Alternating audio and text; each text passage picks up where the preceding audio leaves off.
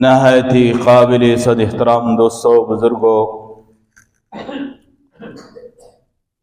الحمدللہ گزشتہ کئی جمعوں سے پیارے محبوب کی سیرت طیبہ آپ کے سامنے بیان ہو رہی ہے اللہ کے کرم فضل سے، اور آپ اس کو سماعت فرما رہے ہیں۔ گزشتہ جمعے میں یہ بات رکھی کہ پیارے محبوب صلی اللہ علیہ وسلم نے حضرت زید بن حارثہ کی کس طرح تربیت کی اور اپنے بچوں جیسا انہیں پیار دیا، اور انہوں نے بھی پیارے محبوب صلی اللہ علیہ وسلم کی محبت میں، پیارے محبوب صلی اللہ علیہ وسلم کی غلامی میں اپنے آباء و اجداد کو، اپنے اہل و عیال کو چھوڑ دیا۔ تو جس طرح حضرت زید بن حارثہ کی تربیت بھی فرمائی، پرورش بھی فرمائی، ایسے ہی حضور پاک صلی اللہ علیہ وسلم نے حضرت علی المرتضیٰ رضی اللہ تعالی عنہ کی بھی پرورش فرمائی اور تربیت فرمائی۔ ابو طالب صاحب کثیر العیال تھے، اعلی اولاد زیادہ تھی، اور قلیل المال تھے، یعنی مالی لحاظ سے کمزور تھے۔ تو آپ صلی اللہ علیہ وسلم نے دیگر اپنی چچاؤں کے ساتھ مشورہ کیا کہ ہم ابو طالب صاحب کی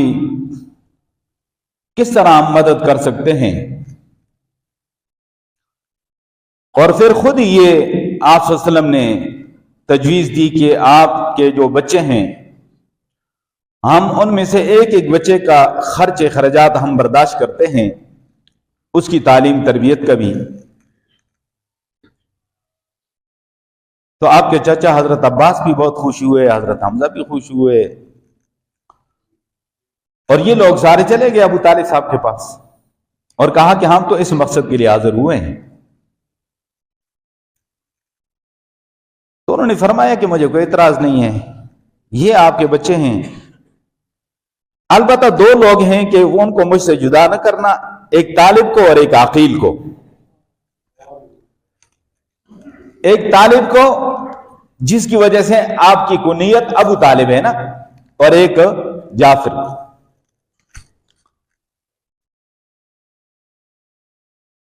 تو حضور پاک صلی اللہ علیہ وسلم نے حضرت علی رضی اللہ تعالیٰ عنہ ابھی 5 سال کے تھے، ان کو لے لیا، اور حضرت عباس نے حضرت جعفر کو لے لیا، اور اس طرح حضور پاک صلی اللہ علیہ وسلم کی تربیت میں حضرت علی رضی اللہ تعالیٰ عنہ جب آئے تو وہ 5 سال کے تھے، اور ان کے خرچ خرچات اور ان کی پرورش، ان کی تربیت، سارے معاملات جو ہیں پیارے محبوب صلی اللہ علیہ وسلم نے فرمائے۔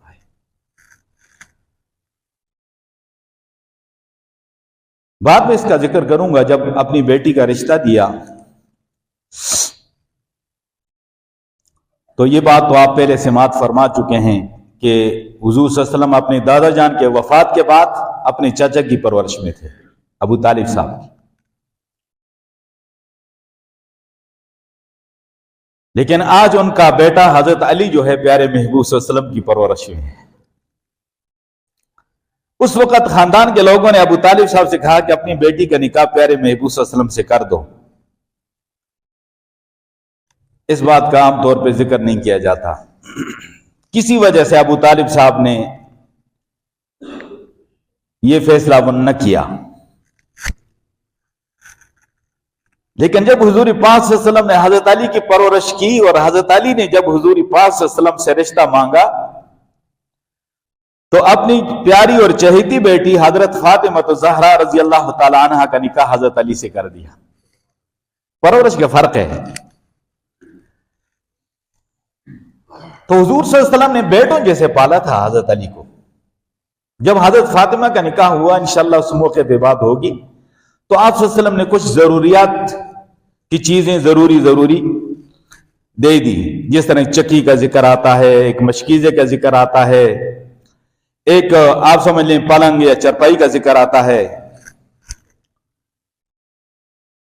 باقی کھجور کی چھال جس کے اندر بھری ہوئی تھی، اس طرح کا آپ سمجھ لیں کہ ایک گدا تھا یا تلئی تھی، جو بھی سمجھ لیں، یہ ذکر آتا ہے۔ ایک مٹکے کا ذکر بھی آتا ہے۔ ایک صاحب مجھے کہنے لگے کہ یہاں سے تو جہیز کا ثبوت مل رہا ہے کہ حضور صلی اللہ علیہ وسلم نے اپنی بیٹی کو جہیز دیا ہے۔ میں نے اس صاحب سے کہا کہ یہاں سے جہیز کا ثبوت نہیں مل سکتا ہے۔ اس کی وجہ یہ ہے کہ آپ صلی اللہ علیہ وسلم نے حضرت علی رضی اللہ تعالیٰ عنہ کو علیحدہ رہائش میں اور کمرے میں شادی کے بعد جب شفٹ کیا تھا تو اپنے بیٹوں کی طرح اور اپنے بچوں کی طرح ان کو علیحدہ شفٹ کیا، اور جس طرح ایک باپ اپنے بچے کی ضروریات کا کچھ نہ کچھ انتظام کر کے اپنے بچے کو علیحدہ کرتا ہے، وہ اس طرح کا علیحدہ کرنا تھا، وہ جہیز نہیں تھا۔ اگر یہ جہیز کا کوئی تصور ہوتا تو وہ خاتون جنت ہے نا، پیارے محبوب صلی اللہ علیہ وسلم کی لاڈلی بیٹی حضرت فاطمہ الزہرا رضی اللہ تعالیٰ عنہا، تو اللہ تبارک و تعالیٰ جہیز کا سامان جنت سے بھیج دیتا، لیکن جہیز کا تصور نہیں ہے۔ بیٹیوں کو، بہنوں کو وراثت میں حصہ دینا چاہیے،